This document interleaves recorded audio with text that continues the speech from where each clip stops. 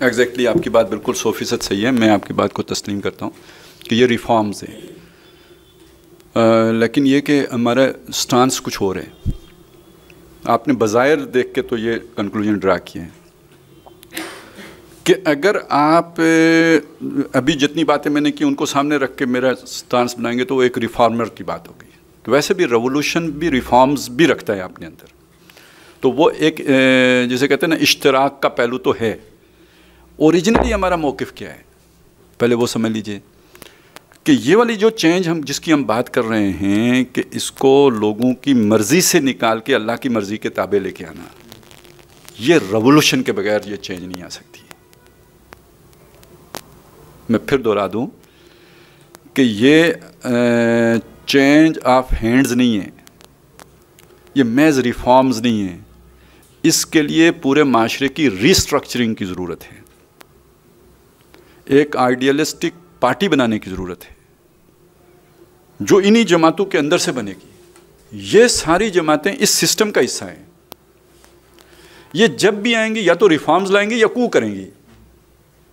Revolution تب آئے گا جب ایک نئی جماعت وجود میں آئے گی، نئی آئیڈیالوجی کی بنیاد پر وجود میں آئے گی، اور وہ آ کے اس پورے نظام کو اس کے پورے سٹرکچر سمیت ڈیمالش کرے گی اور پھر نئے سٹرکچر پر کھڑا کرے گی.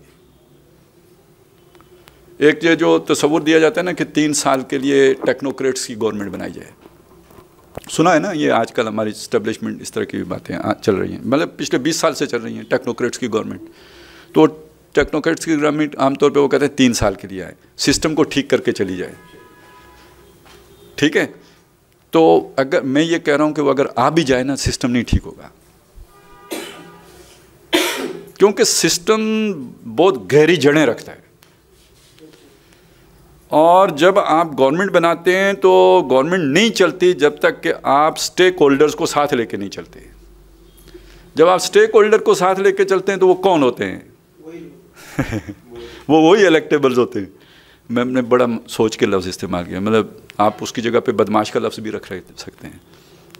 تو وہ وہی ہوتے ہیں، ان کے بغیر آپ کی حکومت چل نہیں رہتی. ہر ڈکٹیٹر جو آتا ہے وہ ایک اچھا ایجنڈا لے کے آتا ہے، لیکن 6 مہینے کے اندر اندر ان الیکٹیبلز کے آگے وہ سجدہ کر چکا ہوتا ہے. ٹھیک ہے نا؟ تو یہ نظام وہ اتنا سا نہیں ہے جتنا نظر آتا ہے، اس کا بڑا ڈیپ روٹیڈ ہے. تو آپ کو ایک ریولوشنری پروسیس کے نتیجے میں یہ اوپر تلے کرنا پڑتا ہے.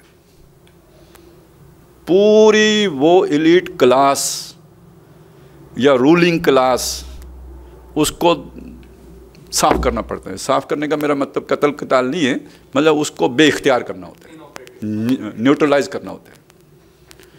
اور اس کی جگہ پہ آپ کے پاس اپنی ایک ایسی ٹیم ہوگی کہ جو معاشرے میں اتنا ہی پاور رکھے گی جو آپ نے اس عرصے میں وہ ٹیم بلڈ کی ہے. اب یہ اگر 3 سال لگا کے نظام کو پاک صاف بنائے گی تو بن کے، تو پھر اب وہ ریفارمز ہوں گی. تو یہ ریفارمز تھرو ریولوشن ہے، وہ ریفارمز تھرو ایولوشن ہے. یعنی اگر جس طرح پاکستان 47 میں بنا تھا، انہی مقاصد کے لیے بنا تھا، اور اس کے بعد اگر وہ قانون سازی اس رخ پہ ہوتی جیسے 1956 کا آئین بن گیا تھا، اس پر یہ چیزیں آگے چلتی رہتی.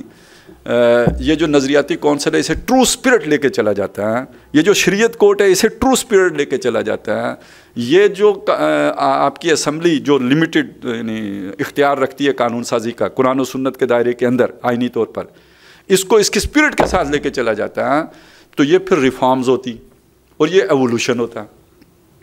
اس کو ہم کہتے ہیں اسلامائزیشن ہوتی. یہ اسلامائزیشن ہے، یہ اسلامائزیشن کا پروسیس ہے. یہ نہیں ہوا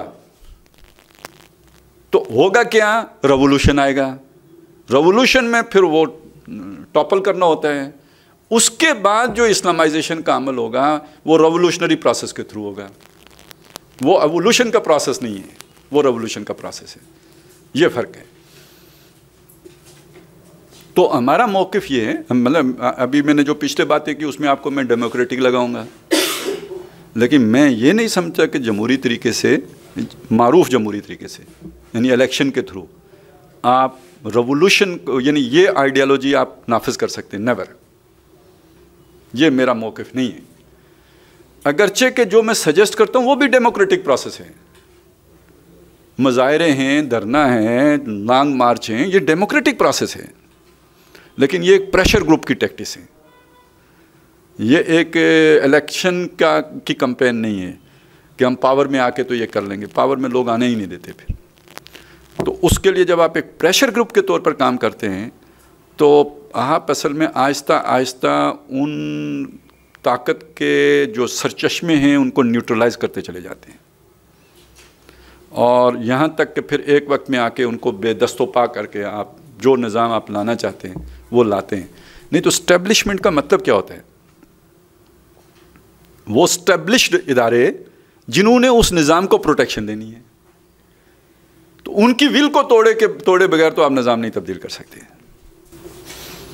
سر جو پروسیس ہوگا وہ ڈاکٹر صاحب اسرار احمد رحمۃ اللہ نے کہ آپ پروسیس سے اتفاق کرتے ہیں، اور اگر کل کو شبان المسلمین ٹاپل کرنے میں کامیاب ہو جاتی ہے، پہلی بات ہے ریولیوشن میں ایک جماعت کو کچھ عرصہ تک ٹیمپریری نظام کو کنٹرول میں رکھنا پڑتا ہے، تو کیا شبان المسلمین بھی ٹیک اوور کر کے نظام کو اپنے کنٹرول میں رکھیں گی کچھ عرصہ تک؟ جی بالکل، میں آئیڈیلسٹکلی اسپیکنگ اس طرح کی بات کر رہا ہوں. باقی یہ بات ہے کہ جب آپ فائنل فیز میں جاتے ہیں ریولوشن کے تو اس میں پھر یہ ایک جماعت نہیں رہتی. یہ بات سمجھ لیجئے کہ یہ جتنے بھی ہمارے اختلافات ہوتے ہیں نا، یہ اس ایجوکیشن دور کے ہوتے ہیں. جب ایک تحریک برپا کر دیتی ہے کوئی بھی جماعت انیشیٹو لے کے اور وہ مخلص ہے، تو پھر جتنے بھی تبدیلی پسند عناصر ہوتے ہیں وہ اس کے ساتھ آ جاتے ہیں. جب وہ ساتھ آتے ہیں تو یہ وہ ٹائم ہوتا ہے کہ اس جماعت کو اپنا دل کھلا کرنا چاہیے اور ان کو یعنی جسے کہتے ہیں نا پارٹیسپیشن ہی نہیں، آنرشپ دینی چاہیے. اگر آپ نے انقلاب لانا ہے، آپ اکیلے انقلاب لا نہیں سکتے، کبھی بھی کوئی جماعت نہیں لا سکے گی، لیکن آپ کی ایک ایسی جماعت ہو کہ جو ایک دفعہ اسے دھکا دے. جب وہ پروسیس سٹارٹ ہو جائے تو آپ ایک دم کھلے ہوں. آپ ہر ایک کو یعنی جس خالد بن ولید نے غزوہ احد میں فتح کو شکست میں تبدیل کر دیا ہو، اس کو گلے لگانے کے لیے تیار ہوں. ٹھیک ہے نا؟ تو یہ ریولوشن کوئی ایسا کوئی مسئلہ نہیں ہے کہ جس میں آپ ایک فوجی آیا جرنیل گھوڑے پہ سوار اور وہ لے کے آ گیا. یہ بہت ہی نازک معاملہ ہے اور اس میں آپ نے اپنی قوم کو بچانا ہوتا ہے. ان فائٹ سے قوم کو آپ نے اگر اتنا کمزور کر دیا کہ کل آپ انقلاب لے کے آئیں گے تو کسی کا مقابلے میں کھڑے ہونے جوگی یہ قوم نہ رہے، اندرونی توڑ پھوڑ اتنی ہو چکی ہو تو انقلاب گیا نا باڑ میں. تو آپ نے تو یہ بھی دیکھنا ہے کہ یہ جو میرا مقابل کھڑا ہے یہ ابھی یہ بیوقوف ہے جو میری دشمنی میں آ کے کھڑا ہو گیا ہے، میں اس کا ہمدرد ہوں. تو اگر آپ نے ایکسٹریم مخالف کے لیے بھی یہ نقطہ نظر رکھنا ہے تو جن لوگوں کا پوٹینشیل یہ ہے کہ وہ آپ کے دست و بازو بن سکیں، ان کو اگر آپ ساتھ لے کے نہیں چل سکتے تو پھر آپ نالائق ہیں. تو اس میں تو خیال یہی ہے کہ لیڈرشپس تو نہیں آتی لیکن کارکن آتے ہیں. تو کارکن آتے ہیں تو ان کو ان کی قربانیوں کے جیسی ان کی قربانیاں ہیں، جیسی ان کی کمٹمنٹ ہے، جیسی ڈیووشن ہے، ویسے ہی ان کو پھر حصہ بھی ملنا چاہیے اس کے اندر، تاکہ لوگوں کو وہ لگے یہ ہماری پارٹی ہی ہے. اس وقت آپ وہ والا یہی غلطی کی تھی طالبان نے پہلی مرتبہ، دوسری مرتبہ یہ غلطی نہیں کی ہے.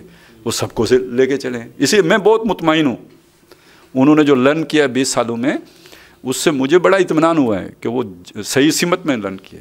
پہلی دفعہ بھی جب ہم گئے تھے، میں 98 میں جب گیا تھا تو اس طرح کے میں نے سوال پوچھے تھے، میں ذرا ان کو دیکھنا. اس وقت وہ بہت ہی ریجڈ تھے اور وہ اپنی ہی ذات میں سب کچھ تھے اور کسی کو لفٹ کرانے کے لیے بالفاظ دیگر گھاس ڈالنے کے لیے تیار نہیں تھے. وہ پھر جب آیا پریشر تو کسی نے ان کا ساتھ بھی نہیں دیا. تو اسی لیے میں تو یہ ببانگ دول کہتا ہوں، اس ملک میں چینج آرمی نہیں لا سکتی، یعنی اس سے زیادہ پاورفل تو کوئی نہیں ہے. لیکن چونکہ وہ ایک علیحدہ ادارہ ہے، وہ اپنے اندر کسی کو ابزارب نہیں کر سکتے، تو نہیں کر سکتے تو سوسائٹی تو ان کے ساتھ نہیں کھڑی ہو سکتی. آپ بالجبر کریں گے تو ابھی دیکھیں نا، یہ ٹھیک ہے آپ نے یہ بھی کر لیا وہ بھی کر لیا، جب امریکہ ساتھ تھا سب کو کٹ بھی چڑھا لی، لیکن اب ہارٹ واٹرز میں آ گئے یا نہیں؟ اب بلوچستان میں کیا ہو رہا ہے؟ تو کوئی فوج اپنی عوام سے نہیں لڑ سکتی. ابھی تو پتہ نہیں کل سندھ میں کیا کھڑا ہو جائے گا, KPK میں کیا کھڑا ہو جائے گا. تو اس لیے یعنی یہ طاقت کا کام نہیں ہے, یہ دل جیتنے کا کام ہے. محبت فاتح عالم. تو یہ ریولوشنری لیڈرشپ کو بڑا ویژنری ہونا پڑتا ہے اور بہت ہی کوآپریٹیو اور بہت کھلے دل کا ہونا ہوتا ہے.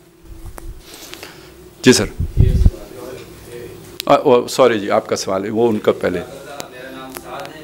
میرا سوال تھا جو کوشچن کے سے تھوڑا ریلیونٹ ہے, جو ابھی ڈسکشن چلی ہے اس حوالے سے جو آپ نے بات کی کہ میں سمجھتا ہوں کہ وہ جو ماڈرنسٹ اپروچ ہے ہمارے یہاں عام طور پہ جو سمجھا جاتا ہے ماڈرنزم کو, جو آج کل کی ریفارمسٹ طریقے ہیں جس طرح غامدی صاحب باقی یعنی وہ جو بیسک پرنسپل جو آپ نے بات کی کرتی ہے پہ جو بات کرتے ہیں وہ چینج کرنے کی, لیکن میں سمجھتا ہوں وہ کمپریہنسو جو ٹرم ہے کہ اس میں ہمارے بہت سے اسلام پسند جماعت ہیں وہ بھی اس سے متاثر ہیں. جب اسلام کی قیام کی بات آتی ہے, خلافت قیام کی بات آتی ہے, اس میں وہ یعنی وہ ویسٹ کا جو گریجولزم جو اس طرح کے جو کانسیپٹس ہیں اس سے متاثر نظر آتے ہیں. جس آپ نے بات کی ایولیوشن کی, انہیں خلدون کا آپ نے ذکر کیا, وہ کتاب میں جس طرح وہ ذکر کرتے ہیں وہ جو ویسٹ کے اندر وہ ہسٹوریکل ڈیٹرمنزم کے کانسیپٹ کہ جو بھی ویسٹ سویلائزیشن وہ ایک حد تک پہنچ کے دوبارہ سے زوال کی طرف آتی ہے. اور یہی فرانسس آف یاما نے بھی اپنی وہ دی اینڈ آف ہسٹری مستقل ذکر کیا جب یو ایس نے اس کو شکست دی اور ایک پاور کے طور پر. لیکن ہم نے جو دیکھا کہ وہ خود ہی اس چیز سے بردار ہو آئیڈیاز سے پیچھے ہٹ گئے. لیکن قرآن جو ہمیں بالکل ایک مختلف کانسیپٹ دیتا ہے. قرآن کہتے ہیں کہ وہ ان چینجنگ پرنسپلز ہیں, جب تک ہم اس پر قائم رہتے ہیں تو ہم وہ اس پروسیس جو ہے وہ جاری رہتا ہے. لیکن اس میں ایسا نہیں ہے کہ آپ کے اندر کچھ ایسی جیسے خود صاف فرماتے ہیں کہ لگژری لائف کی طرف آپ جاتے ہیں, اس کے بعد دوبارہ آپ ایک انسان کی طرف جاتے ہیں. لیکن وہ قرآن جو ہمیں بالکل مختلف تصور دیتا ہے, وہ فری ول کا کانسیپٹ دیتا ہے. جب یہ کانسیپٹ دیتا ہے کہ آپ کو پرنسپلس جو آپ کو آفاقی پرنسپل جو آپ کو دے دیے گئے ہیں آپ اس پہ چلیں گے تو ہمیشہ کے لیے کامیاب رہیں گے, کبھی بھی اس میں وہ نہیں. لیکن وہ یہ ہو کہ ہمارے یہاں جو فکری کمزوری ہے خلافت کے نظام پہ, اس کے بعد جو مغربی وہ پوسٹ کالونل دور میں جب وہ تھاٹ ہمارے اندر شامل کی گئی, انفارچونیٹلی اس نے ہمیں صرف ہمارے جو ان کے پروردہ جو ان کو نہیں بلکہ ہمارے اسلامسٹ ہیں ان کو بھی بہت زیادہ متاثر کیا اس چیزوں. یعنی آج جب ہم دیکھتے ہیں جیسے ذکر کیے کہ ہم ان پرنسپلس کو نہیں لے کے چل سکتے یا اس وہ خلافت کی ہم بات نہیں کر سکتے. میرے خیال میں ہم اس خلافت کی بات کر سکتے ہیں. بات صرف یہ ہے کہ ہم وہ جو سوشو پولیٹیکل جو چینجز آئی ہیں جو ایک خاص ایک تاریخی ایک ہم دیکھتے ہیں منظر ویسٹ کا, اور وہاں سے وہ سوچ وہ چیزیں جو شامل ہوئی ہمارے اندر, ہم نے اس سوشو پولیٹیکل کنڈیشنز کو چینج کرنا ہے. یعنی وہ سوشو پولیٹیکل کنڈیشن جب چینج ہوگی تو لوگ کی سوچ اس مطابق چینج ہوگی. یعنی ہم یہ نہیں کہ ہم اسلام کو ایسا چینج کریں گے جیسے لوگ چاہیں, بلکہ اس لوگ کو اسلام کے مطابق کریں. نہیں یہ ابھی آپ نے کیا کیا ہے, سوال کیا ہے, تبصرہ کیا ہے.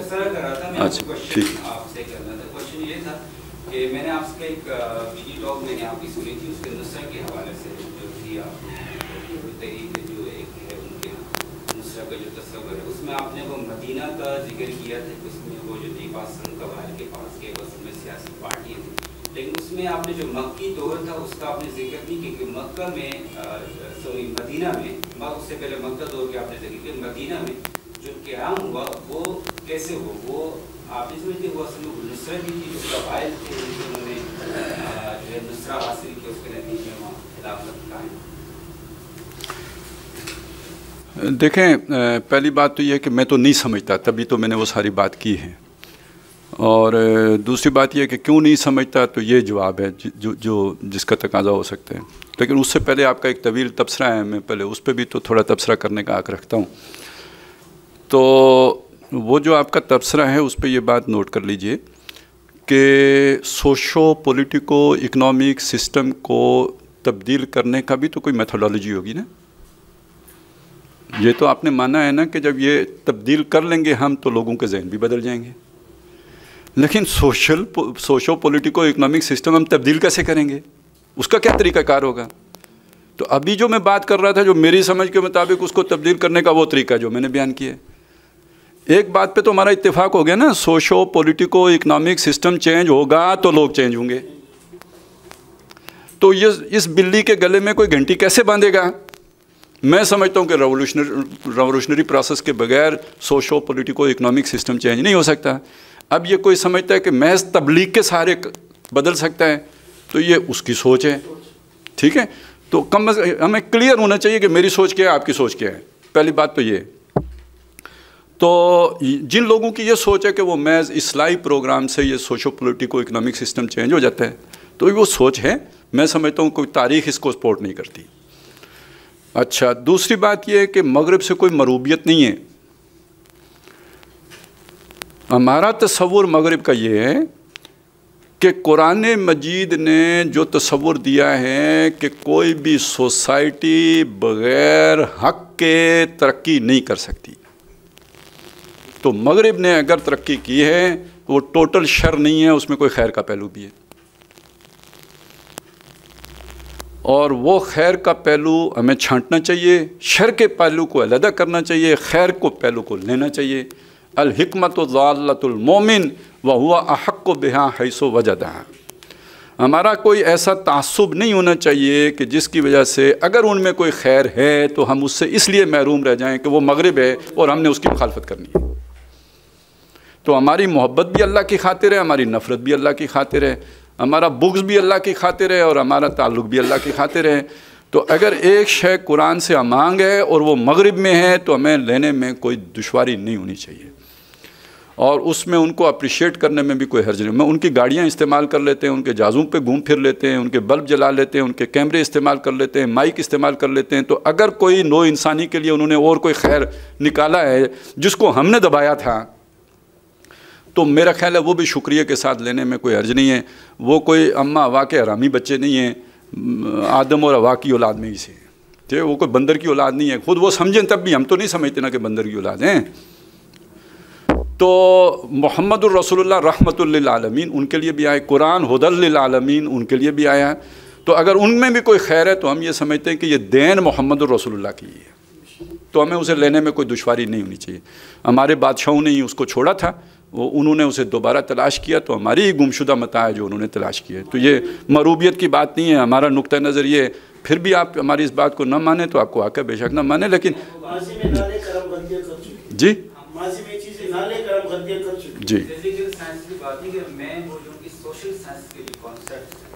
جی میں سوشل سائنسز کی بات کر رہا ہوں. میں سوشل سائنسز کی بات کر رہا ہوں. نہیں، میں تو سوشل سائنسز کی بات کر رہا ہوں.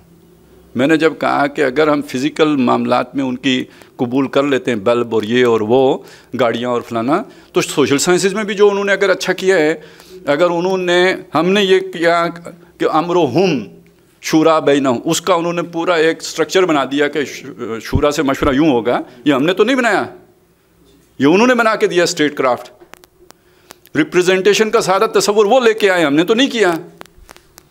ہم نے تو بادشاہ مسلط کیے ہیں. تو یہ اگر چیز انہوں نے کی ہے، سوشل سائنسز میں بھی کی ہے، ان کا کنٹریبیوشن ہے، تو ہمیں اسے لینے میں، اور اس کی جو غلط چیزیں ہیں ان کو نکال دیں گے. جیسے حاکمیت کا تصور ان کے یہاں ہے، ہم اسے نہیں مانیں گے. جیسے آزادی کا تصور ہے لیکن مادر پدر آزادی کا ہے، ہم وہ مادر پدر کا نہیں مانیں گے.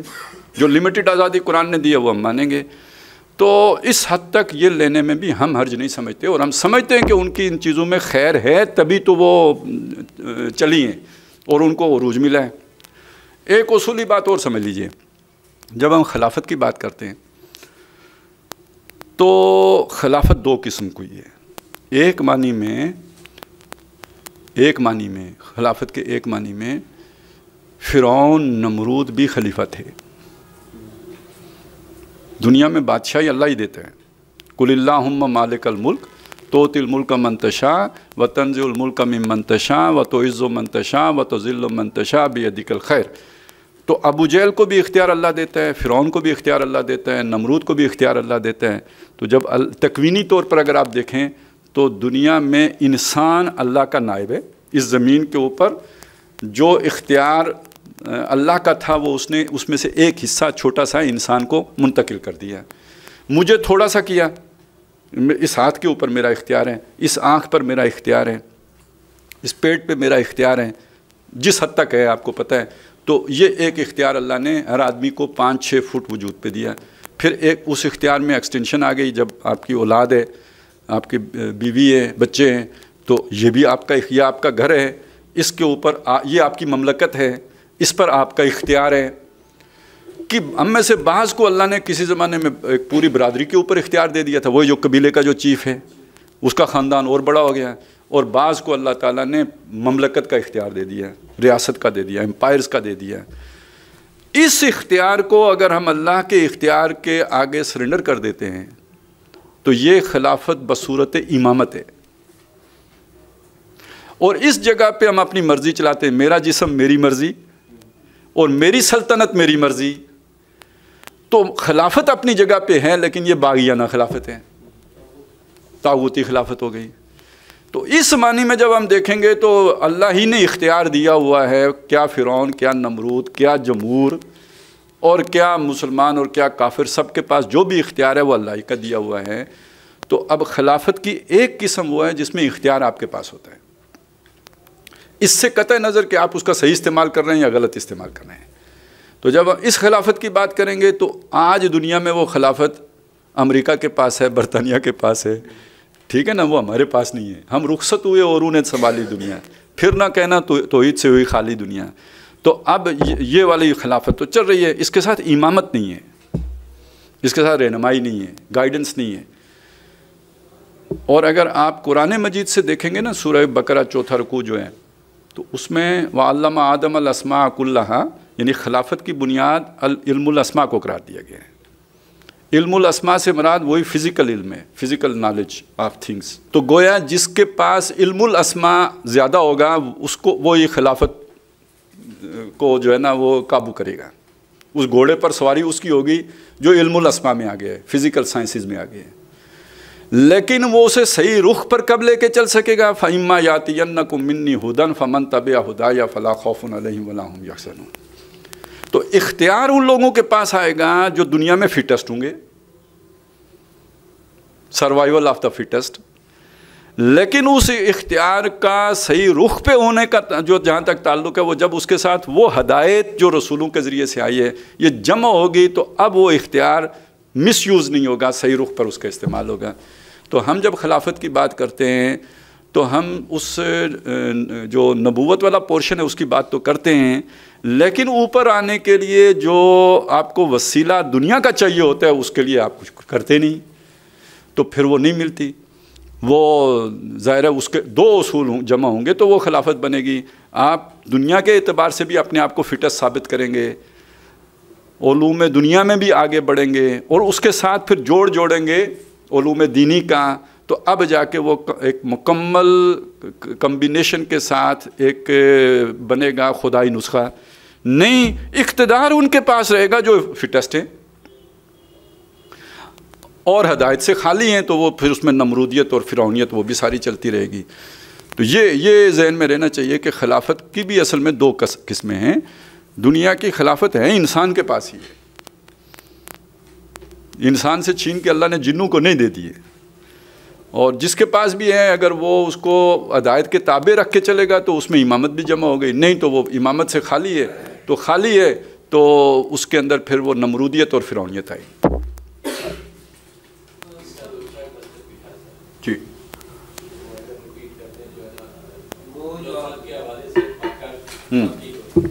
جی جی دیکھیں, اس میں بات یہ ہے کہ یہ جو ہمارے زمانے میں آ کے شہری ریاستیں, بلکہ یہ کہ اب تو ایک نیشن سٹیٹس وجود میں آ گئی ہیں نا, اس میں پھر ہیومن رائٹس کا تصور آیا ہے.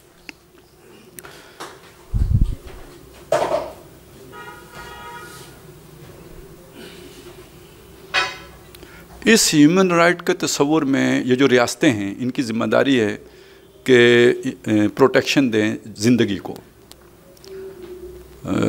حق کے مال, میں مال رکھ سکتا ہوں تو اس کو, میرے مال کو پروٹیکشن ملنی چاہیے, میری زندگی کو پروٹیکشن ملنی چاہیے. یہ میرے وہ کامن بیسک ہیومن رائٹس ہیں جو اقوام متحدہ کے چارٹر کے مطابق مجھے حاصل ہیں, اور ہر ریاست ذمہ دار ہے مجھے یہ پرووائڈ کرنے کی. کوئی آئین کے اندر یہ والی چیزیں تبدیل نہیں ہو سکتی. وہ پتہ ہے ایمرجنسی بھی لگتی ہے تو وہ کہتے ہیں بنیادی حقوق معطل نہیں ہوتے. जिस ज़माने में नबी सल्लल्लाहु अलैहि वसल्लम जिद्दोजहद कर रहे थे ऐसा कोई चार्टर मौजूद नहीं था, तो अब लाइफ को प्रोटेक्शन कैसे मिलती थी? यस, वही जो कबीला होता था ना, जो मेरा ताल्लुक़ एक बरादरी से है, बनु उमैया से मेरा ताल्लुक़ है या बनु हाशिम से मेरा ताल्लुक़ है, तो मुझे प्रोटेक्शन बनु हाशिम देंगे। अगर कोई मुझे कत्ल कर देगा तो इंतकाम कौन लेगा? मेरा कबीला लेगा, वो खड़े हो जाएंगे। ठीक है, ये उस सोसाइटी का स्ट्रक्चर है। नबी सल्लल्लाहु अलैहि वसल्लम ने जब अपनी दावत का आगाज़ किया, सबसे पहला मसला तो प्रोटेक्शन का है। आपको ब्रीदिंग स्पेस मिलेगी तो आप अपनी दावत फैलाएंगे। वो प्रोटेक्शन कबीले ने दे दी, बनी हाशिम ने दे दी, अबू तालिब ने दे दी। वो चीफ हैं, उन्हें मोहब्बत अल्लाह ने उनके दिल में हुजूर की ऐसी रखी हुई थी कि ईमान तो नहीं लाए लेकिन प्रोटेक्शन मिल गई। तो अबू तालिब ने जो प्रोटेक्शन दी ये बनी हाशिम की प्रोटेक्शन है,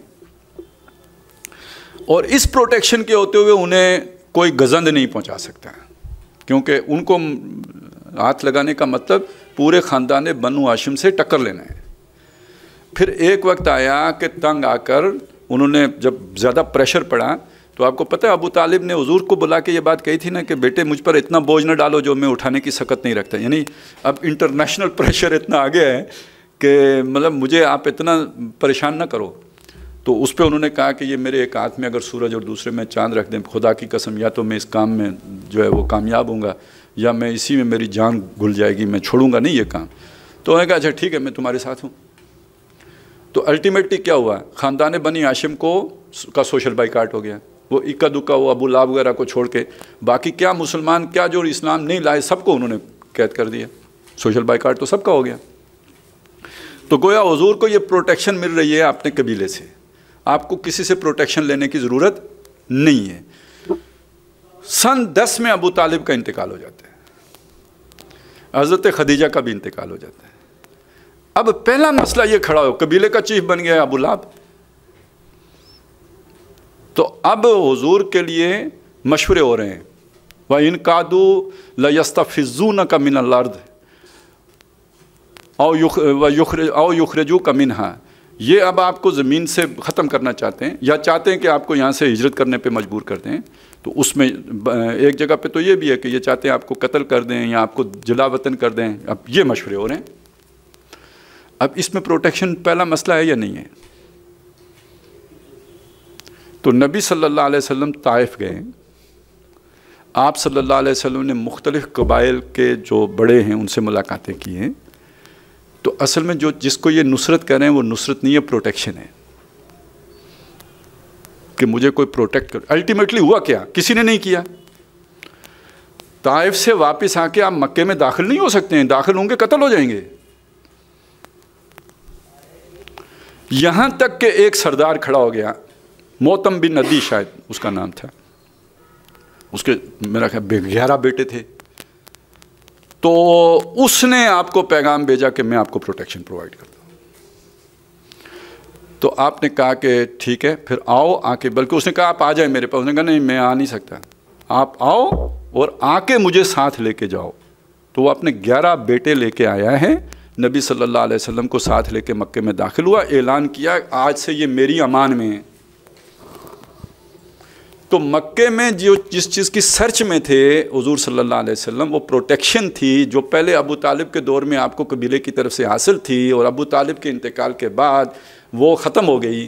तो अब वो मोतम बिन अदी से मिली और फिर 3 साल मज़ीद आपने वहाँ पे गुजार लिए, वो उस मोतम बिन अदी की प्रोटेक्शन की वजह से। अब ज़ाहिर है ये कोई मुस्तकिल हल तो नहीं था मसले का, वो कल प्रोटेक्शन हटा दे तो। लिहाजा नबी सल्लल्लाहु अलैहि वसल्लम इस सर्च में रहे हैं कि कोई मुस्तकिल हल इस मसले का निकल आए। वो जाके फिर आखिर में मदीने से मामला हल हुआ।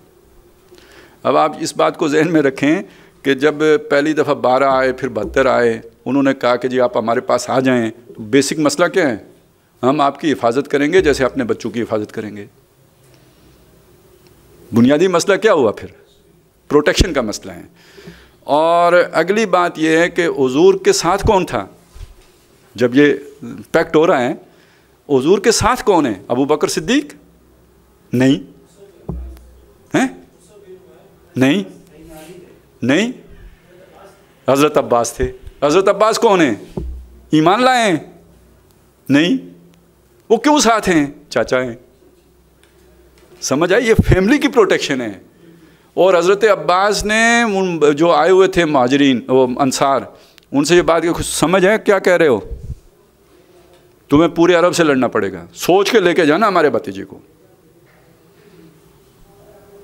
یہ گفتگو ہوئی ہے. اب وہ تو پھر اللہ تعالیٰ نے جو معاملہ کیا وہ تو کوئی اور ہو گیا نا، کہ وہ صرف وہ پروٹیکشن کا مسئلہ نہیں رہا، بلکہ اگر آپ غزوہ بدر کے جو پس منظر ہے اس کے حالات کو پڑھیں تو اس میں نبی صلی اللہ علیہ وسلم جب مدینے سے نکلے ہیں تو وہ اس ارادے سے نکلے ہیں کہ ہم نے وہ قافلے کو روکنا ہے، تجارتی قافلے کو روکنا ہے. رستے میں جب معلوم ہوا کہ لشکر آ رہا ہے تو آپ بیٹھ گئے ہیں اور مشورے مانگنے شروع کیے ہیں. اب جتنے بھی مہاجرین تھے وہ بڑی بڑی باتیں کر رہے ہیں، بڑے آپ جو بھی فیصلہ کریں، حضور نہیں قدم اٹھا رہے ہیں. یہاں تک کہ ایک انصاری صحابی کھڑے ہوئے، میرا خیال ہے سعد بن معاذ تھے یا مجھے ابھی نام ذہن میں نہیں آ رہا، وہ کھڑے ہوئے، انہوں نے کہا حضور معلوم ہوتا ہے آپ کا روح سخن ہماری طرف ہے. اب پتہ ہے کیوں ہے؟ ان کے اگلی بات سے آپ کو سمجھ میں آ جائے گا کہ حضور ہم نے آپ کو اللہ کا رسول مانا ہے اور آپ ہمیں حکم کریں گے جو ہم اس کو بجا لانے میں اپنی جانیں گھلا دیں گے، یہ کر دیں گے، وہ سارا پھر انہوں نے اپنی ایک پوری جو عرب جو فصاحت ہے اس کا اظہار کیا. تو اس کے پیچھے اصل بات کیا تھی؟ معاہدہ کیا تھا؟ اگر کسی نے مدینے پہ حملہ کیا تو ہم پروٹیکشن دیں گے. یہاں تو آپ نے اقدام کیا ہے، اس لیے حضور صلی اللہ علیہ وسلم ذرا وہ رک رہے ہیں. تو اب انہوں نے کہا کہ وہ باتیں اور تھیں، ہم نے آپ کو رسول مانا ہے، آپ پر ایمان لائے ہیں، ہم آپ کے لیے سب کچھ قربان کرنے کے لیے تیار ہیں، گردنیں کٹوائیں گے آپ کی خاطر. اب یہ ڈیفرنٹ سچویشن ہے. تو پہلا مسئلہ تو یہ حل کر لیجئے کہ وہ نصرت اقتدار کی نصرت نہیں تھی، وہ نصرت جان کے تحفظ کی نصرت تھی. پہلی مسئلہ تو یہ ہو گیا. دوسرا مسئلہ جو بڑا کھڑا ہوا ہے وہ ہے کہ ریاست کب قائم ہوئی ہے. بہت سے لوگ کہتے ہیں جو ہی مدینہ ہجرت ہوئی تو ہجرت مدینہ کے ساتھ ہی ریاست مدینہ وجود میں آ گئی. جب آپ اس چیز کو مان لیتے ہیں تو پھر کچھ اور بھی ماننا پڑتا ہے. اصل میں اس کے پھر نتائج ہیں نا جو سامنے آتے ہیں، جس کا مطلب یہ ہے کہ جو چینج اسلام لانا چاہتا ہے وہ چینج محض مذاکرات، دعوت، تبلیغ سے ہو جاتی ہے. اس کے لیے کسی ریولوشنری پروسیس کی ضرورت نہیں ہوتی، کیونکہ آپ کو وہ ریولوشنری پروسیس تو لگے گا مدینے کے بعد جس میں جنگیں ہو رہی ہیں، لڑائیاں ہو رہی ہیں. تو اگر آپ نے یہ مان لیا کہ مدینے آتے ہی ریاست قائم ہو گئی تھی تو پھر اس کے مطلب یہ ہے کہ ریاست قائم کرنے کے لیے بس اصلاحی کام کافی ہے، تبلیغی کام کافی ہے، ایجوکیشن کافی ہے، تو ریاست قائم ہو جاتی ہے. اور پھر اس کے بعد جو اس کا جو عالمی غلبہ ہے اس کے لیے پھر جنگ و جدال ہے. اس پر دیکھیں کوئی حتمی رائے اس لیے نہیں دی جا سکتی، یعنی کسی کو مجبور یہ نہیں کہا جا سکتا کہ اس نے اگر وہ رائے قائم کی ہے تو وہ غلط ہے، کہ تقریباً ہمارے سارے ہی لوگوں نے یہ بات مانی ہے کہ دارالاسلام جو ہے نا ہجرت کے ساتھ ہی قائم ہو گیا. اگلی بات ہم یوں مان لیتے ہیں کہ ریاست بھی قائم، دارالاسلام کو ہم ریاست کے ساتھ مترادف مان لیتے ہیں. یہاں کنفیوژن ہے، اس کو ذرا کلیئر کر لیں. دارالاسلام ایک اور چیز ہے اور جسے آج ماڈرن سٹیٹ ہم کہتے ہیں یہ کوئی اور چیز ہے. میرا دعویٰ یہ ہے کہ حضور صلی اللہ علیہ وسلم کے دور میں جزیرۃ العرب میں کوئی ریاست تھی ہی نہیں کہ ہم کہیں کہ مدینہ جا کے ریاست قائم ہو گئی تھی. یہ قبائلی علاقہ تھا سارا. اس میں اگر کسی کی کوئی حکومت کا کوئی خاکہ سا بھی تھا نا، تھا خاکہ سا، اس کی طرف میں آ جاتا ہوں، اگر کوئی وہ خاکہ سا بھی تھا نا تو وہ صرف یہ تھا کہ پورے عرب میں قریش کو مذہبی طور پر ایک فوقیت حاصل تھی سارے عربوں کے اوپر، اور سب کے خدا بھی انہی کے پاس تھے، آسٹریجز. تو اس کی وجہ سے ایک ان کا انفلوئنس بھی پورے عرب کے اوپر تھا. لیکن جیسے آج دنیا کی باقاعدہ حکومتیں ہیں اس طرح کی کوئی حکومت قریش کو حاصل نہیں تھی. میثاق مدینہ، وہ چلیں یہ بیچ میں سوال آ گیا تو میں اس کو بھی ٹیکل کروں، یہ اصل بحث سے ذرا حاشیے کی بات ہے، اس کو یہ ذہن میں رکھ لیجئے۔ میثاق مدینہ کیا ہے؟ مکہ شہر جو ہے ایک قبیلے کا شہر ہے، قریش کا شہر ہے۔ مدینہ مکے کے اعتبار سے زیادہ ایوالوڈ شہر ہے کہ یہاں پہ پہلے ہی 5 قبیلے رہتے ہیں، اوس، خزرج، 3 قبیلے یہودیوں کے۔ تو جہاں پہ 5 قبیلے رہتے ہوں، یہاں پہ کوئی نہ کوئی سوشل کانٹریکٹ ہوتا ہے، ریٹن ہو نہ ہو، کوئی نہ کوئی سوشل کانٹریکٹ ہوتا ہے کہ جس کی وجہ سے وہ چل رہا ہوتا ہے معاشرہ، نہیں تو پھر فساد ہوگا، لڑائیاں ہوں گی۔ تو کوئی تو اصول طے کر لیتے ہیں نا کو ایگزسٹنس کے۔ اب یہ ایک چھٹی پارٹی آ گئی، تو میثاق مدینہ در حقیقت وہ جو ایک نئی یونٹ آئی ہے، وہ اب یہاں پہ کیسے ایڈجسٹ ہوں گے اور ان کی کیا حیثیت ہوگی، یہ میثاق مدینہ کا تعین ہے جو اس نے کیا ہے۔ یہ حکومت کا معاملہ نہیں ہے، یعنی یہودیوں نے حضور کی حکومت نہیں تسلیم کی تھی، یہ در حقیقت انہوں نے کو ایگزسٹنس تسلیم کی تھی، اور اس کا ثبوت یہ ہے ان کے لیے ان کا قانون تھا، وہ اپنی تورات کے پابند تھے، وہ اسلامی شریعت کے پابند نہیں۔ میں ادھر بعد میں آنا چاہ رہا تھا، فی الحال تو وہ چونکہ آپ نے سوال کیا میں ادھر وہ کر لیتا ہوں۔ جو آج کے دور کا ماڈرن تصور ہے ریاست کا، یہ جزیرۃ العرب میں اگر کسی نے قائم کیا پہلی مرتبہ تو حضور نے کیا، اس سے پہلے اس طرح کی کوئی ریاست وجود ہی نہیں رکھتی تھی۔ اس کو میں مثال سے جب سامنے لاتا ہوں تو وہ یوں ہے، آج کی جو سعودی عرب ہے جس میں مکہ بھی ہے مدینہ بھی ہے، اس میں تصور کریں کہ کوئی شخص مدینہ میں اس طرح کی ریاست بنا کے بیٹھ جائے جیسے حضور صلی اللہ علیہ وسلم تھے، تو کیا سعودی حکومت اسے رہنے دے گی؟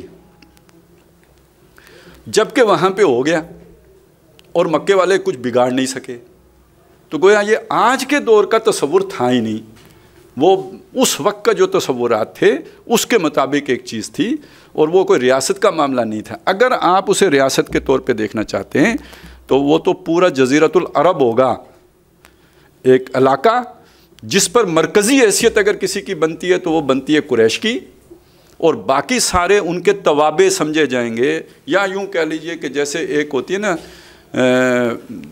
کنفیڈریشن، ایک لوز سی آرگنائزیشن ہوتی ہے جس میں چند چیزیں ہوتی ہیں جو اوپر مرکز کے پاس ہوتی ہیں، باقی انڈیپینڈنٹ یونٹس ہوتے ہیں، اس کے صوبے جو ہیں نا بہت حد تک خود مختار ہوتے ہیں، تو وہ باقیوں کی حیثیت بنے گی۔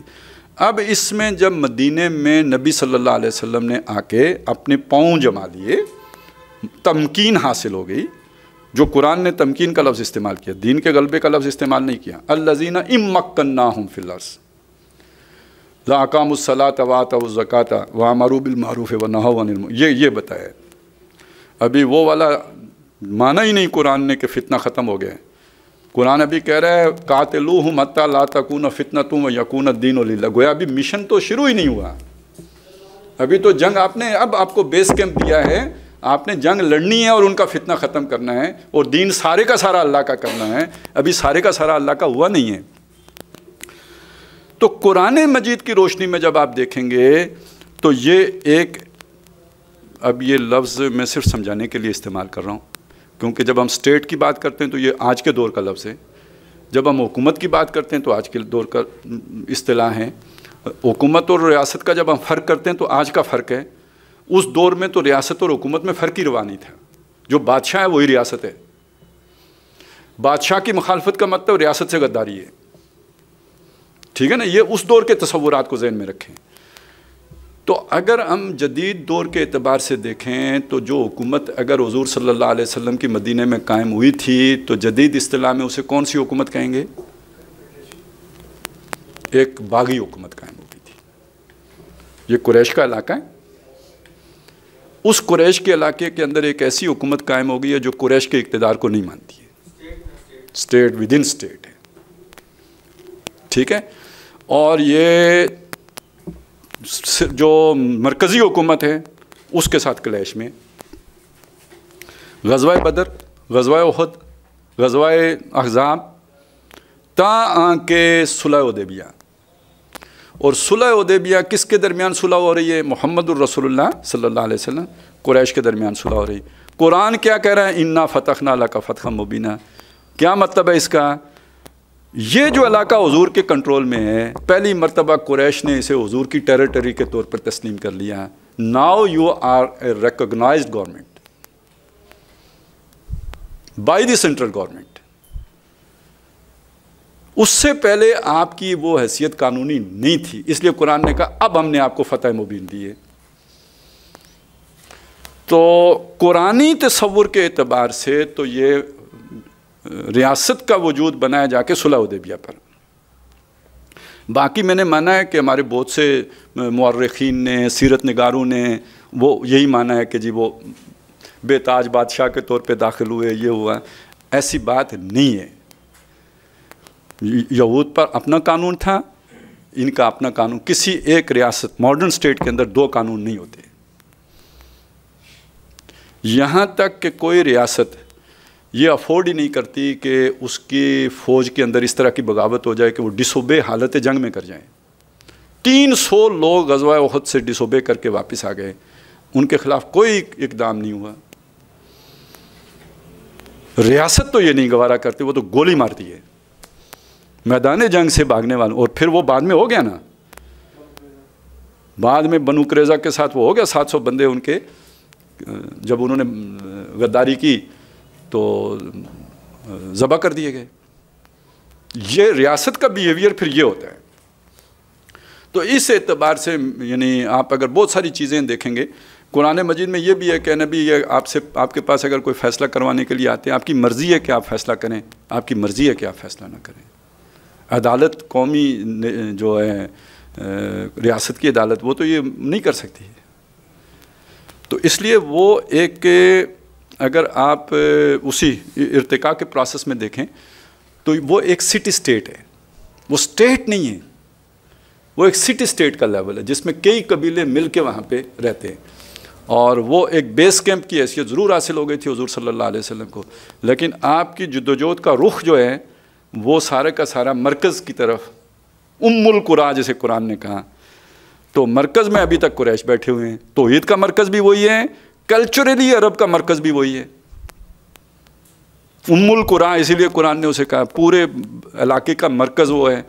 تو حضور کا سارا فوکس اس پہ تھا، یہاں تک کہ جب انہوں نے تسلیم کر لیا تو اس موقع پہ اب قرآن نے کہہ دیا کہ جی آپ کو فتح مبین حاصل ہوگی.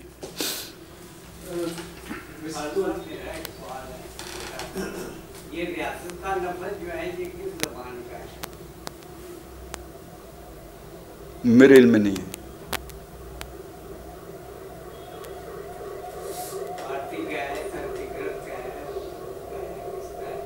ہے، مجھے نہیں پتا، مطلب اوریجنلی کس زبان کا مجھے نہیں پتا. ویسے تو اردو میں بھی استعمال ہم کرتے ہیں اس کو.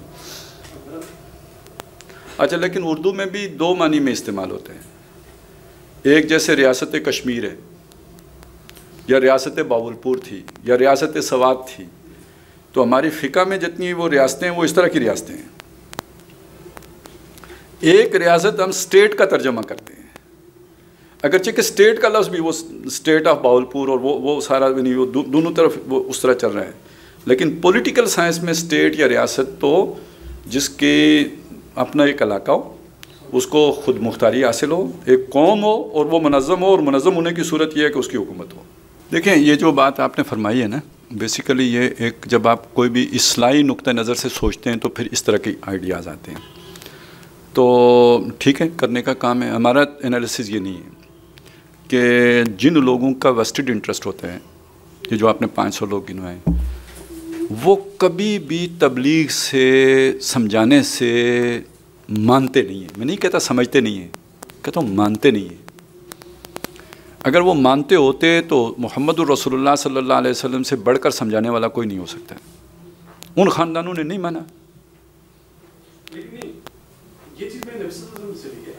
اگر نبی کی تبلیغ پہ غور کریں تو انہوں نے جو دعوت نامے بھیجے ہیں یا وہ بڑے لوگوں کو بھیجے ہیں، جو کسی خاندان پہ بڑا ہوتا ہے اس کو بھیجتے تھے، یا کوئی کسی امپائر پہ بڑا ہے بادشاہ ہے اس کو بھیجتے تھے، خط لکھتے تھے. یہ چیز یہ ماڈل ہم کیوں نہیں اپنا رہے؟ ٹھیک ہے، میں آپ کی بات کی نفی نہیں کر رہا. ایک حضور کا ماڈل ہی نہیں ہے. تمام انبیاء نے فرعون کو، موسیٰ علیہ السلام اذا بلا فرعون انہ طغیٰ، ابراہیم علیہ السلام نمرود کے پاس گئے ہیں. میں جو بات کہہ رہا ہوں وہ اور ہے. میں یہ کہہ رہا ہوں انہوں نے مانا نہیں ہے.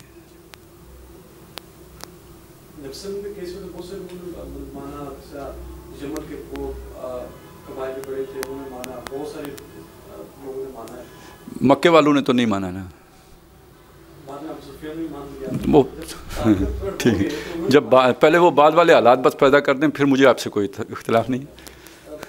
मतलब आप मक्के में गिराव कर लें और उसके बाद कोई रास्ता बाकी ना बचे कि और जान बचाने इसके बगैर मुमकिन ना हो कि हुजूर के खेमे में पहुंचा जाए, तो अगर आप इसी तरह मनवाना चाहते हैं तो फिर तो हमारा इत्तेफाक है। और इसके बगैर आप समझें कि वो 500 ख़ानदान मान जाएंगे, उनका अगर कोई बच्चा मान लेगा, नौजवान, वो भी मैं बताऊं 18 से 25 साल के दरमियान होगा तो मानेगा, 25 साल से ऊपर के बाद नहीं मानेगा। तो अगर वो मान लेगा तो उसके साथ अशर ख़ानदान ने मुसअब बिन उमैर वाला करना है।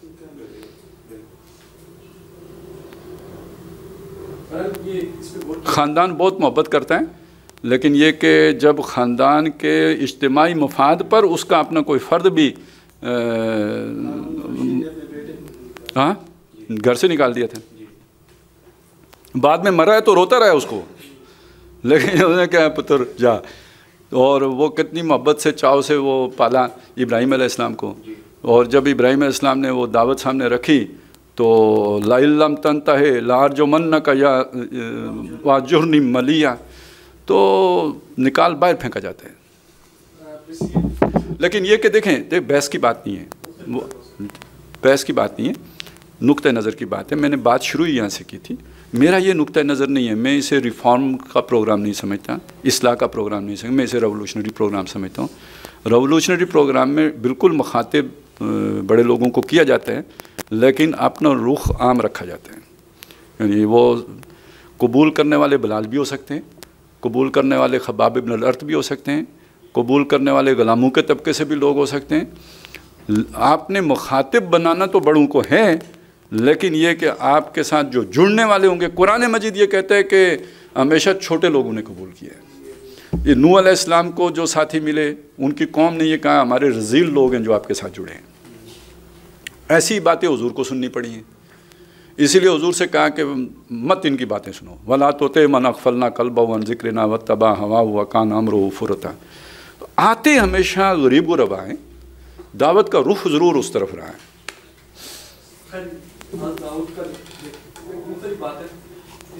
आप फिर मुझसे मनवाने की कोशिश कर रहे हैं, मैंने नहीं मानना।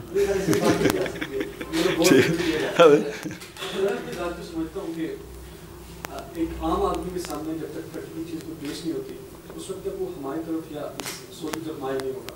मतलब वो फर्ज करते हैं कि एक अदालतें उसमें एक अंग्रेज़ों का निज़ाम जो अभी तक चल रहा है, एक सिस्टम है, एक ऐसा एडीआर है उसकी। आपका नाम क्या है? शहजाद भाई, बात ये है, देखें आप जितने कमिटेड हैं अपने इस नज़रिए से, आप इसे लेके चलें। जब आप अमली मैदान में आएंगे तो फिर आप हो सकता है कि बहुत बेहतर काम कर लें, हो सकता है कि आपको मेरी बात समझ में आ जाए। फ़िलहाल जो मुझे समझ आया है मैं तो वो करूँगा। मैं किसी डिस्कशन के नतीजे में मैं एक नहीं चलें बुढ़ा तोता सही, तो जिस रुख पे 30 साल से पड़ा हुआ हूँ उससे मैं दाएं बाएं तो नहीं हो जाऊँगा। तो आप मुझे बात मतलब आपका नुक्ता नज़र आ गया, बस आपको इत्मीनान होना चाहिए, आपने अपनी बात रख दी, आपका जो भी ओपिनियन है वो सामने आ गया। अब आप ये कोशिश ना करें कि वो उनमें लाजमी मान लूँ, क्योंकि मैं मानता हूँ कि दूसरे नहीं मानते, तो आप मुझे आप भी मान लें कि लोग नहीं मानते, ठीक है। तो लेकिन आप अगर कमिटेड हैं इस चीज़ के साथ, आप इसके लिए लगाएं टाइम, बिल्कुल शुरू हो जाएं। और हो सकता है कि कल आपकी बात सही साबित हो, उसका बड़ा फ़ायदा ये हो जाएगा कि बजाय इतनी मेहनत और कुर्बानी और मतलब वो आग और खून के दरिया बहाने के, उसके बगैर ही रेवोल्यूशन आ जाएगा या चलें रिफॉर्म्स हो जाएंगी। तो एक्चुअली इसमें क्लास में मुझे जो उसकी बात समझ आई है ना, हम लॉ के स्टूडेंट्स हैं, ये कह रहे हैं कि वो रेवोल्यूशन तो चलता रहे जमात का काम, लेकिन जैसे जमात इस्लामी अब अगर पार्लियामेंट में है ना वहाँ भी लगी रहे, जैसे अब हम सिस्टम के अंदर जा रहे हैं वहाँ भी लगे रहे, साथ साथ ये वाली कोशिश भी जारी रहे। मेरे ख्याल में आप कह रहे हैं कि एक या तो इधर आओ या उधर जाओ। सर मैंने जो आपकी बात सही है कि जो लोग चेंज चाहते हैं वो ये समझ लें कि ये रेवोल्यूशन के बगैर नहीं आ सकती, उसके लिए उन्हें जिद्दोजहद उसी रुख पर करनी चाहिए। और जब वो उस फेज़ में जाएंगे तो ये सारे लोग जिसने जो रिफॉर्म्स का काम किया होगा, ये सारी फिर एफर्ट कलेक्टिव हो जाएगी वहाँ जाके। تو جو نوجوان ہیں جو کسی بھی قوم کا اثاثہ ہوتے ہیں، جن کو اب یوتھ کہہ کے تو بدنام کیا جاتا ہے، تو اصل میں انقلاب تو یوتھ ہی لے کے آتی ہے، اور تب اس کی خواہش بھی یوتھ کے اندر ہی ہوتی ہے. جب وہی میں نے 25 سال کی بات کی، 25-30 سال کے اندر جس کے اندر وہ انقلاب کی خواہش نے انگڑائی نہیں لیا ہے، تو وہ اس نظام کے ساتھ مطابقت پیدا کر لیتا ہے، وہ ریکنسائل کر لیتا ہے. بالکل ایسا ہی ہوتا ہے. اور پھر اس کے اپنی مجبوریاں اتنی ہو چکی ہوتی ہیں، شادی ہو گئی ہے، بچے ہیں، اب ان کی تعلیم ہے، ہاتھ پیلے کرنے ہیں، نیلے کرنے ہیں، اور ان چکروں میں پھر وہ اس سے باہر آ نہیں سکتا. وہ جو بھی سٹرکچر ہے وہ اس کا قیدی ہو جاتا ہے. یہ 18 سے 25 یا 14 سے 25 کے درمیان یہ ایج ہے جس میں بندہ قیدی نہیں ہوتا. اس میں جس کے اندر وہ ہٹ ہو گیا نا تبدیلی کا کیڑا، تو اگر اس کو کوئی عمران خان نہ ٹکر جائے تو وہ پھر پرولانگ کرتا ہے. اور ایک ایسا بندہ جسے ٹکر جائے، کسی کو بھٹو ٹکرا تھا، کسی کو نواز شریف ٹکرا ہے، کسی کو عمران خان ٹکرا، ایک پوری نسل ضائع ہو جاتی ہے. یعنی یہ ایک مطلب یہ جو اس طرح کا لیڈر آتے ہیں ایک پوری نسل کو خراب کر کے چلے، وہ کیونکہ ان کی وہ ایج ٹائم گزر جاتا ہے، اور اس میں پھر وہ کہتے ہیں یار کچھ نہیں ہوا، تو پھر وہ چلو تم ادھر کو ہواؤ جدھر کی، پھر وہ اس پالیسی پہ آئے.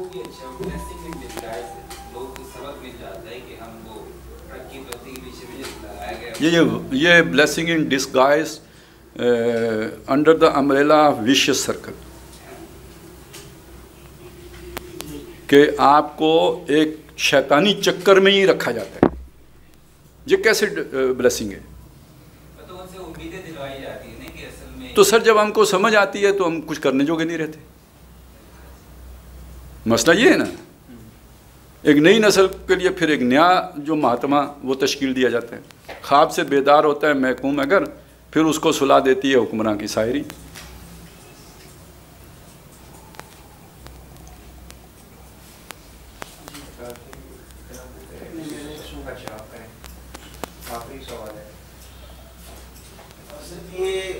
آپ نے ایک لفظ استعمال کیا بڑا خوبصورت کہ اسلام کو متنازع بنا کر پیش کیا جاتا ہے. تو عموماً تو یہ لوگ یہ سمجھتے ہیں کہ اسلام کے اندر جو حدود ہے، احساس ہے، تو لوگ اتنے میں ہوتے ہیں کہ جیسے افغانستان میں طالبان آ گئے، اب یہ سر کاٹیں گے، کوئی چوری ہاتھ کاٹیں گے، چوری کرے گا، یا مطلب جو زنا کرے گا اس کو سنسار کرے گا. حالانکہ اسلام کے نظام کا حصہ نہیں ہے، بلکہ نظام کو درست کرنے کا ایک طریقہ کار ہے. تو آپ نے ایک لفظ استعمال کیا کہ بھئی ہمیں اسلام کو متنازع کر کے غیر مذہبوں کے سامنے، عیسائی، یہودی، ہندو، ان کے سامنے اس طرح پیش نہیں کرنا چاہیے. کیونکہ آپ نے کہا کہ ایسے پیش کرنا چاہیے جیسے ان کو کہیں کہ ہم آپ کے لیے یہ گفٹ لے کر آئے ہیں. تو اگر ہم غیر مسلموں کے سامنے اسلام کو گفٹ کے طور پر پیش کریں جو کہ ہونا چاہیے، تو کیا وجہ ہے کہ ہمارے ہاں ہمارے اس معاشرے کے اندر آج کل کے نوجوان، خصوصاً نوجوان اور بلکہ سارا طبقہ، یہاں تک کہ علماء بھی غیر مسلموں کے سامنے اسلام کو تو گفٹ کے طور پر پیش کرنا دور کی بات، وہ آپس میں مسئلے کی تعصبیت کو لے کر اتنے گرے ہوئے ہیں کہ اتنے آپس میں الجھے ہوئے ہیں کہ ایک دوسرے کے مسلک خلاف والے مسلک کے بندے کو سلام تک جو ہے وہ گوارا نہیں کرتے. آج ان نوجوانوں کو دیکھ کر مجھے بہت اچھا زبردست لگا کہ میں نماز پڑھا رہا تھا، میں الگ مسلک سے، میرے پیچھے پڑھنے والے نماز پڑھنے والے وہ الگ مسلک سے. یہ تصور ہمارے اندر کیوں نہیں ہے، اور اس چیز کو کیوں جو ہے وہ زیادہ کیا جا رہا ہے کہ نوجوان انہی چیزوں کے اندر الجھ جائے؟ فروئی مسائل میں مطلب زیادہ الجھا دیا. وہ کیا شعر ہے، غلامی میں گھٹ کے رہ جاتی ہے ایک جوئے کماب، اور آزادی میں بہرے بے کراں ہے زندگی. تو جب آپ کا دین کا تصور مذہب کا بن جاتا ہے تو پھر یہ آپ کی سوچ میں یہ تنگ نظری آ جاتی ہے، اور یہ چیزیں ان لڑائی کا موجب بن جاتی ہیں. جب آپ کا نصب العین مقصد دین کی اقامت اور دین کا غلبہ وہ ہو جاتے ہیں تو پھر یہ ساری چیزیں پس منظر میں چلی جاتی ہیں. موٹی بات یہ ہے کہ آپ کا اعلیٰ نصب العین آپ کی شخصیت کے اندر وسعت لے کے آتے ہیں، اور آپ کا کمتر نصب العین آپ کی شخصیت کے اندر کمزوریاں لے کے آتے. ضعف الطالب والمطلوب، اگر آپ کا مطلوب کمتر ہوگا تو جو طالب ہے وہ از خود کم ہو جائے گا. تو ہم نے جو دین کو مذہب بنایا تو پھر ہمارے اندر اس میں تفریق پیدا ہو گئی. الذین فرقوا دینہم وکانوا شیعا. اگر ہم دین کو بطور دین لیں تو پھر یہ چیزیں ظاہر ہیں آپ کی محنت اتنی اونچی جگہ کی ہوگی, تو پھر یہ نماز اور یہ چیزیں تو وہ صحابہ ان کے درمیان بھی اختلاف ہو جاتا تھا کہ بھائی نماز یہاں پڑھنی ہے یا بنو قریظہ کی بستی میں جا کے پڑھنی ہے, تو حضور نے فرمایا دونوں کی ہو گئی ہے.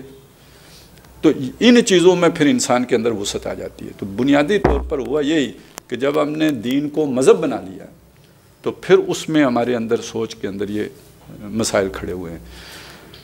اور یہ ہمارے جو نوجوان ہیں یا جدید تعلیم یافتہ لوگ, ان کے اندر یہ چیزیں اتنی نہیں ہیں, خاص طور پہ جو AI تحریکوں کے ساتھ جڑے ہیں. لیکن جو مذہبی جماعتوں کے ساتھ جن کی سوچ وہی محدود ہے, تو ان کے اندر پھر نوجوانوں میں بھی وہ ساری چیزیں آ گئی ہیں. تو ہم بھی جب چھوٹے ہوتے تھے تو جو بھی ایک تھوڑی بہت مذہبی سوچی ہوتی تھی, تو مطلب ساتھ کھڑے بندے نے رفع یدین کر لیا تو لگتا یہ تھا کہ یہ کدھر سے یہودی آ گئے ہیں, ٹھیک. تو مطلب نہ بھی بول سکیں تو ایک اجنبیت تو محسوس ہوتی تھی. اور وہ بڑے سکھاتے بھی یہی تھے کہ جی یہ مکھیاں جھاڑ رہے ہیں. تو یہی سارا کچھ تھا. تو جب اس کا نتیجہ کیا نکلا, تھوڑے اور بڑے ہوئے تو نماز سے ہی گئے. اور میری نماز ہو جاتی ہے, یہ جو ہے نا میرا پڑوسی اس کی نہیں ہوتی کیونکہ یہ اہل حدیث ہے, تو پتہ نہیں میری بھی ہوتی ہے کہ نہیں ہوتی, چل پھر جو چھٹی. تو یہ تو اللہ نے کرم کیا کہ پھر بعد میں سمجھ آئی یار یہ سارے ہمیں خیر ہے, اس کی بھی ہو جاتی ہے, اس کی ہاتھ کھلے چھوڑنے والے کی بھی ہو جاتی ہے, سب کی ہو جاتی ہے, چلیں. تو وہ اس تصور کے تحت آئے, ٹھیک ہوا ہے. تو بہرحال یہ جو ہے تنگ نظری لازماً جب آپ کی سوچ میں محدودیت آتی ہے تو پھر اس کے ساتھ یہ چیزیں لازمی چڑھی جاتی ہیں. یہی آپ کو دیکھیں گے ان میں بھی تھا, بنی اسرائیل میں بھی تھا.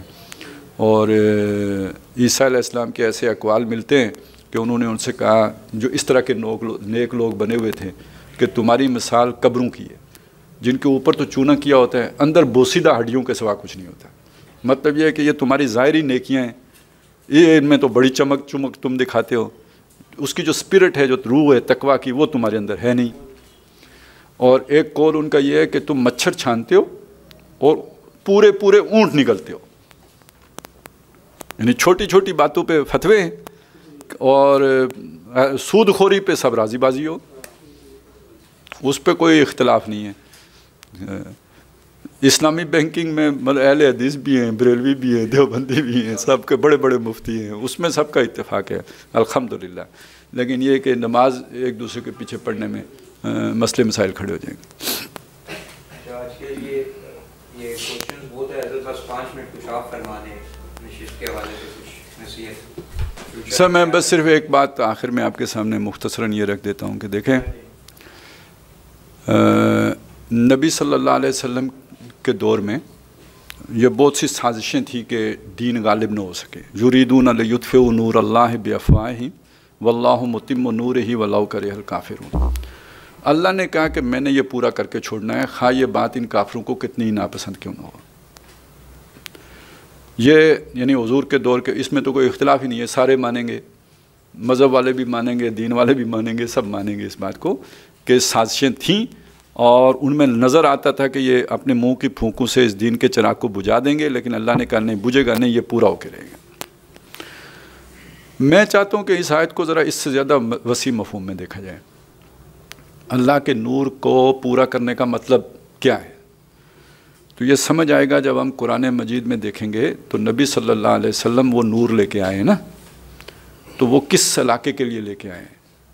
تو کم از کم 5 اسالیب ہیں جن میں قرآن مجید نے یہ بات کی ہے کہ وہ کل دنیا کے لیے لے کے آئے ہیں. وَمَا أَرْسَلْنَاكَ إِلَّا رَحْمَةً لِّلْعَالَمِينَ وَمَا أَرْسَلْنَاكَ إِلَّا كَافَةً لِّلنَّاسِ بَشِيرًا وَنَذِيرًا إِنَّا أَرْسَلْنَاكَ يَا أَيُّهَا النَّاسِ إِنِّي رَسُولُ اللَّهِ إِلَيْكُمْ جَمِيعًا. تو اس طرح آپ دیکھیں گے کہ یہ بات ثابت ہوتی ہے کہ حضور صرف جزیرۃ العرب کے لیے رسول بن کے نہیں آئے بلکہ کل عالم کے لیے رسول بن کے آئے ہیں. اور قرآن مجید یہ بھی بتاتا ہے کہ آپ دین حق اور الہدیٰ لے کر آئے ہیں تاکہ اسے کل نظام زندگی کے اوپر غالب کر دیں. हुवल्लज़ी अरसला रसूलहु बिलहुदा वद्दीनिल हक़्क़ि लियुज़हिरहु अलद्दीनि कुल्लिही वलौ करिहल मुशरिकून। यानी ये एक ही आयत थोड़े से फ़र्क के साथ, बल्कि वो भी मामूली आखिरी हिस्से में फ़र्क आते हैं, 3 जगहों पे कुरान मजीद में आई है। तो इसका मतलब है कि जब वो दीन कुल का कुल गालिब होगा तो वो नूर तौहीद का इत्माम होगा। तो ये कुल का कुल गालिब सिर्फ अरब की हद तक होने से बात पूरी नहीं होती, बल्कि कुल रूए अर्ज़ी पर गालिब होने से होती है। और ये जो चीज़ें कुरान मजीद के इन 2 मकामात के जोड़ कर सामने आती, इन्हीं को नबी ने खोल के बयान किया कि मुझे अल्लाह ने ज़मीन के सारे मशरिक़ भी दिखाए, उसके सारे मगरब भी देखे, तो मेरी उम्मत की हुकूमत इस पूरे ग्लोब पर होगी। और ये भी कई अहादीस में, कई असालीब में ये मज़मून आया हुआ है। और फिर वो 5 अदवार वाली हदीस भी है, पहला दौर खिलाफत नबूवत का, फिर खिलाफत का, फिर मलूकियत काट खाने वाली का, फिर ग़ुलामी वाली मलूकियत का, और फिर आखिरी दौर खिलाफत अलामी नाजिन नबूवत का। तो यानी बड़े सरी किस्म की पेशन गोइयाँ अहादीस में भी आई हैं। तो अब मैं ये चाहता हूँ आपके सामने ये बात रखना कि दुनिया की ताकत जो इस वक्त दुनिया शैतान के पास है, दुनिया शैतान के पास, उसको सामने रखकर तो कभी नहीं लगता कि दीन गालिब होगा। लेकिन ये अगर आप ग़ज़वा अहज़ाब को देखें ना, तो जो बज़ाहिर सूरत हाल बन गई थी, तो उसमें उधर भी लोग जो ज़ाहिर को देखने वाले थे, उन्होंने कह दिया था मा वअदनल्लाहु व रसूलुहु इल्ला गुरूरा, हमसे अल्लाह और उसके रसूल ने झूठे वादे किए थे, यानी ये काम हो नहीं सकता था। लेकिन अगले साल वो फ़तह मुबीन हो गई थी, इन्ना फ़तहना लका फ़तहम मुबीना, ये कहीं नज़र नहीं आता था। तो बतौर मुसलमान अल्लाह पर ईमान का तकाज़ा ये है कि अगर अल्लाह ये कह रहा है कि वल्लाहु मुतिम्मु नूरिही वलौ करिहल काफिरून, तो ज़मीनी हक़ाइक़ हमें जैसे भी नज़र आए, दीन ने गालिब होके रहना है। ये अल्लाह कैसे करता है? सारे अमरीकी मुसलमान हो जाएंगे मुझे नहीं पता, ठीक है ना, कोई ऑस्ट्रेलिया मुसलमान हो जाएगा, जापान हो जाएगा, चीनी हो जाएंगे, हम ठीक हो जाएंगे, पता। लेकिन ये मेरा पक्का यकीन है कि कुल रूए अर्ज़ी पर अल्लाह के दीन ने गालिब होना है, और ये हमारा सबका यकीन होना चाहिए। बाकी अब अल्लाह कैसे करेगा, हमें कोशिश करनी है। हमारे हाथों हो जाए या उसमें हमारा हिस्सा हो जाए तो बहुत बड़ी बात है। टाइम नहीं है, नहीं तो मैं वो या लैतनी लकी तो इखवानी वाली हदीस भी आपको सुनाता है। हुजूर फरमाते हैं काश मेरी मुलाकात मेरे भाइयों से हो जाए। साहबा ने कहा हुजूर हम नहीं हैं आपके भाई? फरमाया नहीं, मेरी मुराद तुम्हारे उन भाइयों से है जो हम तुम्हारे बाद आएंगे, वो मुझे अपने दरमियान नहीं पाएंगे, कुरान मजीद को 2 काठियों में पाएंगे। हुजूर के दौर में इन काठियों में नहीं था, तो किताबी सूरत में बाद में मुरतब हुआ है ना। तो ये जो मुजल्लद सूरत में हमारे सामने है, काठियों में पाएंगे, और वो मुझ पर ईमान लाएंगे जैसे तुम ईमान लाए हो, और वो मेरी मदद करेंगे जैसे तुमने मदद की। काश कि मेरी मुलाकात इन भाइयों से हो जाए। तो ये चांस हमारे पास है ना, और इनके हाथों फिर वो गालिब होगा।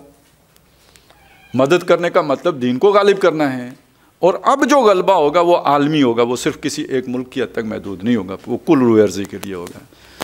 तो बस मेरी आपसे अपील यही है, तरीक़े बहुत से हैं, मुख्तलिफ हैं, उसमें इख्तिलाफ़ हो सकता है, इस एजेंडे पे कोई इख्तिलाफ़ नहीं होना चाहिए कि हमने दीन के गलबे की जद्दोजहद करनी है, और इस पर हमें, और इसके लिए ज़ाहिर है मदद करने का मतलब फिर तन मन धन लगाना है।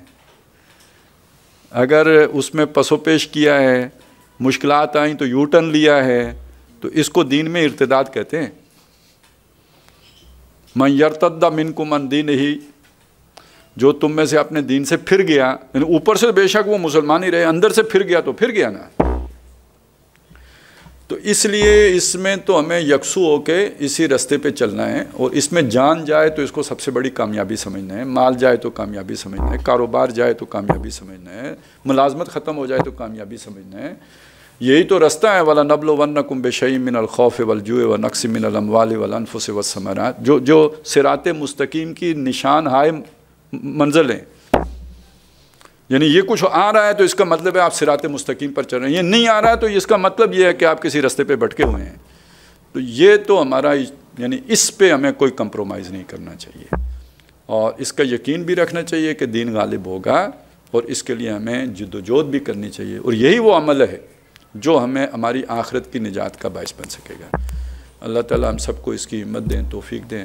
حالات یقیناً بہت خراب ہیں، مایوسیاں ہیں کوئی، لیکن یہ کہ بہرحال انہی حالات میں کام کرنے کا پھر من احیا سنتی عند فساد امت، اس سے بڑا فساد کیا ہوگا؟